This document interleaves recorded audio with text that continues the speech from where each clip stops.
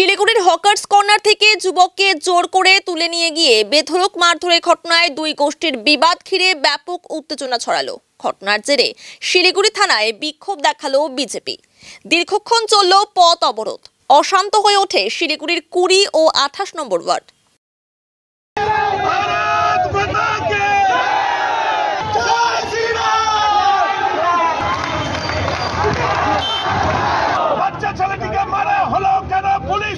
জবাব দাও।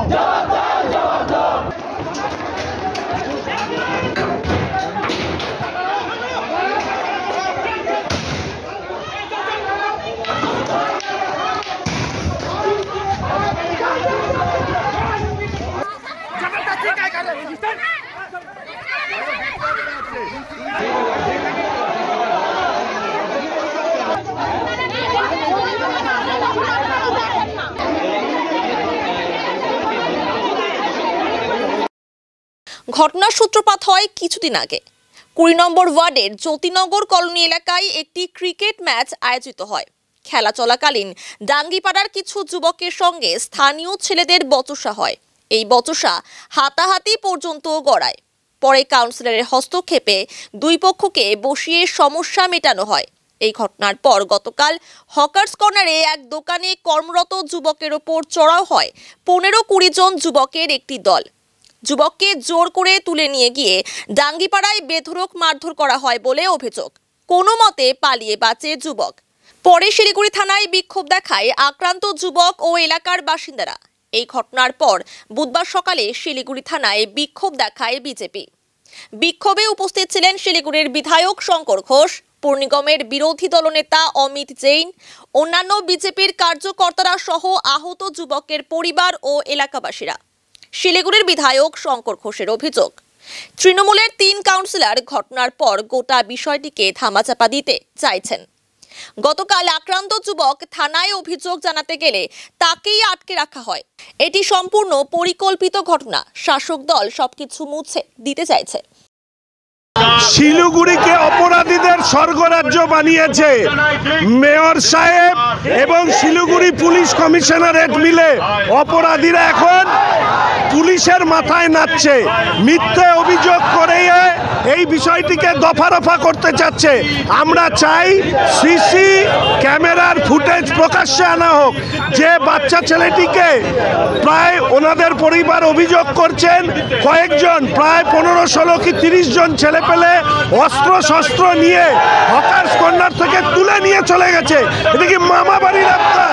ওখানে একটি পাড়ায় নিয়ে গিয়ে সেখানে বেধড়ক মেরেছে। এই জিনিস মানা যাবে না। অবিলম্বে পুলিশ কমিশনারকে এর দায়িত্ব নিতে হবে। অপরাধীদের গ্রেফতার করতে হবে। বাচ্চারা মানেনি, বাচ্চাদের সাথে যারা বড়রা ছিল তারা পিটিয়েছে, তাদেরকে গ্রেফতার করতে হবে, নাহলে শিলিগুড়ি অচল করে দেবো আমি। 2 কাউন্সিলর মিলে এটা দফা করতে চাচ্ছে। তৃণমূলের কাউন্সিলররা বুঝতে পারছে না ভবিষ্যতে এই দুষ্কৃতীরা ওনাদেরকেও ছাড়বে না, ওনারাও এই দুষ্কৃতীদের কবলে পড়বে। তৃণমূলের দুষ্কৃতীদেরকে আশ্রয় যদি তৃণমূলের কাউন্সিলররা দেন, ভবিষ্যতে এদের উপরে চড়া হবে এই দুষ্কৃতীরা। বিজেপির বিক্ষোভের পর ফের দুই গোষ্ঠীর মধ্যে সংঘর্ষ বাধে। রণক্ষেত্রের চেহারা নেয় 28 নম্বর ওয়ার্ড। চলে পাথর বৃষ্টি। পরিস্থিতি নিয়ন্ত্রণে আনতে টিয়ার গ্যাস ছোড়া হয় এবং ব্যাপক লাঠিচার্জ করে পুলিশ। উত্তেজনা ছড়িয়ে পড়তেই দ্রুত ঘটনাস্থলে পৌঁছান Siliguri police commissioner C Sudhakar. তার নেতৃত্বে বিশাল পুলিশ বাহিনী নামানো হয় এলাকায়। ঘটনায় আটক করা হয় বেশ কয়েকজনকে। আমি বাসিন্দাদের বলবো যে কোনো রকম প্ররোচনায় পা না দিতে, কারণ এটা একদম বাচ্চাদের ঝামেলা। এই ঝামেলাটাকে এত বড় আকারে নিয়ে যাওয়ার কোনো দরকার নেই। আর তারপরে কেউ যদি ব্যথা পায়, সে তো আমাদের মতোই কারুর বাড়ির ছেলে ব্যথা পাবে বা কারুর বাড়ির মেয়ে ব্যথা পাবে। সেই জন্য এখন নিজেকে একটুখানি সাবধান করে রাখা। আর পুলিশ প্রশাসনের কাছে বলবো যাতে ওরা সঠিক স্টেপটা নেয়, যে এখানে একদম নিরপেক্ষভাবে যেন পদক্ষেপটা নেয়। রাজনৈতিক ইন্ধন থাকতে পারে, ব্যক্তিগত ইন্ধন থাকতে পারে, কারণ যে কোনো ঝামেলাকেই আমরা ওর মধ্যে ফায়দাটা লোটার চেষ্টা করি। শুধু রাজনৈতিকও বলবো না, শুধু ব্যক্তিগতও বলবো না, দুটোই ইন্ধন থাকতে পারে। জন্য আমরা সকাল থেকে চেষ্টা করছি, স্থানীয় জনগণের একটু ক্ষোভ বিক্ষোভ রয়েছে। আজকে সকালে একটা মিছিল হয়েছিল, ওর থেকে উস্কানিমূলক কিছু মন্তব্য করা হয়েছিল, তারপর থেকেই এখানে খেচালের সৃষ্টি হয়েছে।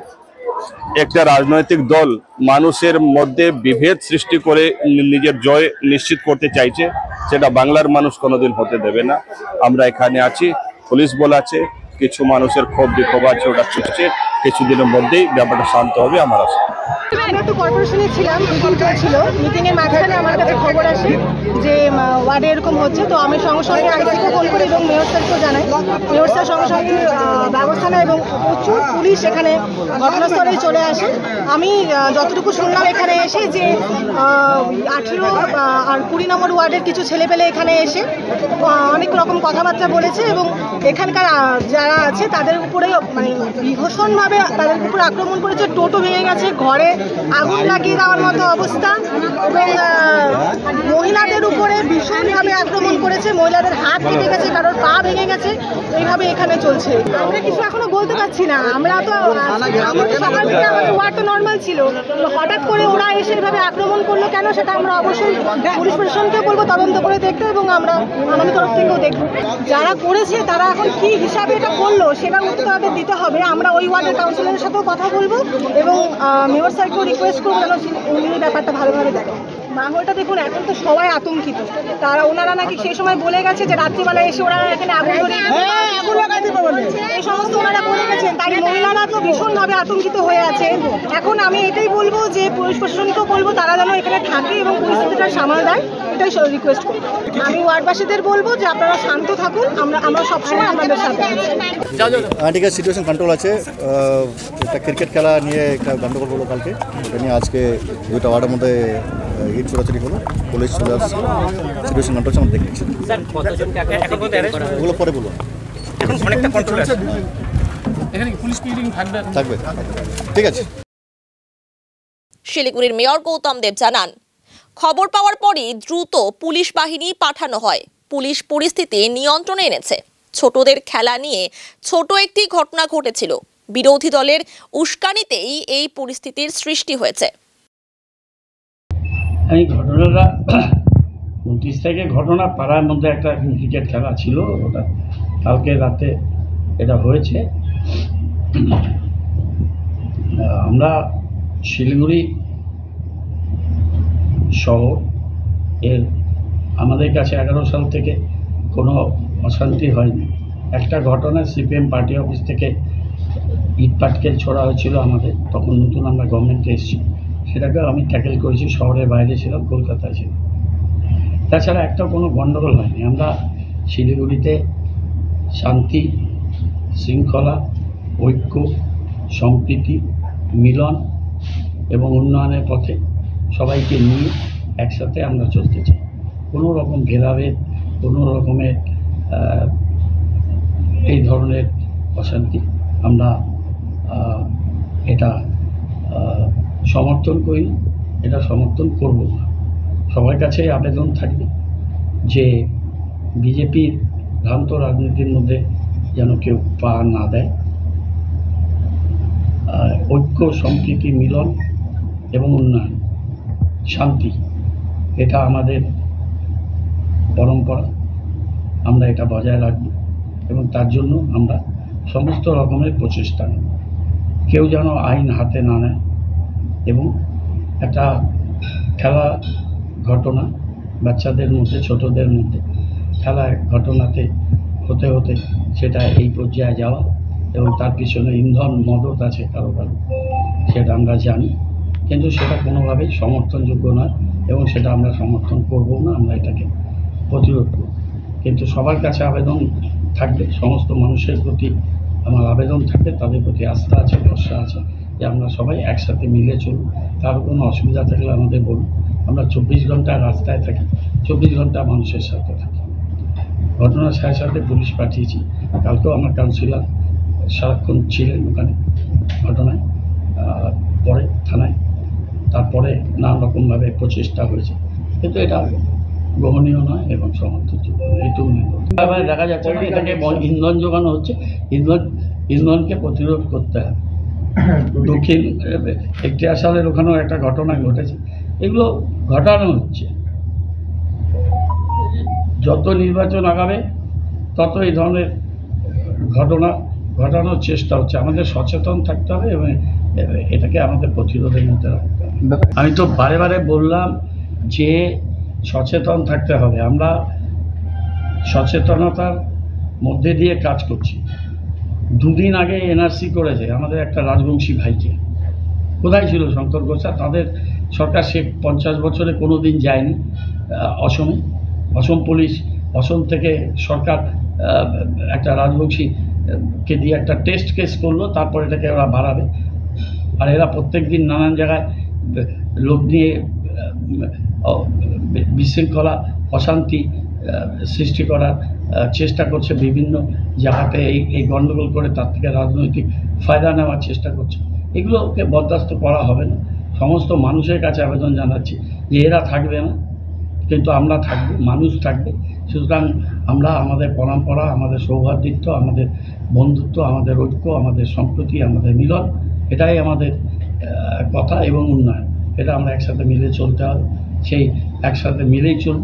তারপরে যদি কেউ এই ধরনের কাজ করে, আমরা এটার মধ্যে যেহেতু রাজনৈতিক হস্তক্ষেপ চাই না, সেই জন্য দূরের থেকে পর্যবেক্ষণ করছি, প্রয়োজনের রাস্তায় নামতে হবে। এই ইন্ধন পুলিশের মতো নজরদারি করে, আমার সাথে রেগুলার যোগাযোগ হচ্ছে, আবার যোগাযোগ হবে, কিন্তু রাজনৈতিক বিষয় রাজনীতিগতভাবেই মোকাবিলা হবে এবং সেটা মানুষকে নিয়েই মোকাবিলা হবে।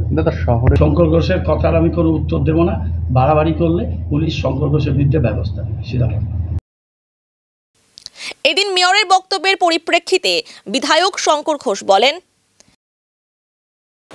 দেখুন, সবিনয় এটা বলতে পারি যে শিলিগুড়ি শহরে বর্তমান মেয়র সাহেব আসার পরে শিলিগুড়ির মানুষ দেখতে পাচ্ছেন একের পর এক ডাকাতির ঘটনা হচ্ছে, এটিএম লুট হচ্ছে, ছিনতাই বাড়ছে, ড্রাগসের বিক্রি হচ্ছে। ফলে স্বাভাবিকভাবে শিলিগুড়ি একটা অপরাধীদের স্বর্গ রাজ্যে পরিণত হয়েছে। তার দায় যদি কাউকে নিতে হয়, সেটা মেয়র সাহেবকে নিতে হবে। আমাদের শহরে এই যে আইন শৃঙ্খলা বা প্রশাসন ভেঙে পড়বার পেছনে বর্তমান মেয়র সাহেব কতখানি দায়ী, সেটা নিশ্চিতভাবে শিলিগুড়ির মানুষ বিচার করবে। এর আগে উনি যে বিধানসভাতে দাঁড়াতেন, সেখানেও দেখা গিয়েছে যে প্রচুর গ্যাংয়ের উত্থান হয়েছে। বর্তমান শিলিগুড়ি শহরে যে পরিস্থিতি তৈরি হয়েছে, একের পর এক ঘটনা, মহিলাদের উপর অত্যাচার থেকে শুরু করে যা কিছু হচ্ছে, এইটা কিন্তু শিলিগুড়ি শহরের চিত্র ছিল না। মেয়র সাহেব আসার পরে, বর্তমান মেয়র সাহেব আসার পরে কোথাও অপরাধীরা প্রশ্রয় পাচ্ছে। সেই প্রশ্নে মেয়র সাহেবের কতখানি ভূমিকা, সেটা নিশ্চিতভাবে ভবিষ্যতে আমরা দেখতে পাব। আর অনেকে এটা অভিযোগ করেন যে, দেখুন, এই মুহূর্তে পুলিশের কাজ একটাই, যে ডিজি সাহেব তিনি হচ্ছেন আমাদের মাননীয় মুখ্যমন্ত্রী রথ টানবেন, ফলে তার চাকা যাতে আটকে না যায় তার জন্য তিনি সেখানে গিয়ে বসে থাকেন। আর অন্যদিকে হচ্ছে বিরোধীদের কণ্ঠস্বর আটকানোর জন্য এই মেয়র সাহেবের ভাষায় পুলিশকে দিয়ে বিভিন্ন ধরনের ব্যবস্থা গ্রহণ করার একটা প্রচ্ছন্ন চেষ্টা, প্রত্যক্ষ এবং পরোক্ষভাবে। এবং কখনো কখনো বর্তমান পুলিশ প্রশাসন রাজ্য জুড়ে আমরা দেখেছি অনুব্রত বাবুর মতন মহান ব্যক্তিরা যে ভাষায় ওনাদেরকে গালিগালাজ করেন, সেটাকে নীরবে সহ্য করা। অপরাধী দুষ্কৃতী তৃণমূল কংগ্রেসের নেতারা কিংবা ওই ধরুন সন্ধ্যের পরে যাদের পা টলমল করে, তাদেরকে রক্ষা করার দায়িত্ব নেওয়া পুলিশের পক্ষে শুধু শহর শিলিগুড়ি নয়, রাজ্যেই অপরাধ নিয়ন্ত্রণ করা কষ্টকর হয়ে দাঁড়িয়েছে। নিউ লাইফ ফার্টিলিটি সেন্টার আধুনিক চিকিৎসা ও বিশেষজ্ঞদের সহায়তায় আপনার স্বপ্ন পূরণ করতে প্রস্তুত। নতুন জীবনের স্বপ্ন সত্যি করতে আজই যোগাযোগ করুন। নতুন জীবনের সূচনা এখানেই। Cancer isn't the end. With the right care, it can be the start of a new beginning. Hope and Heal Cancer Hospital, where hope is real and healing truly begins.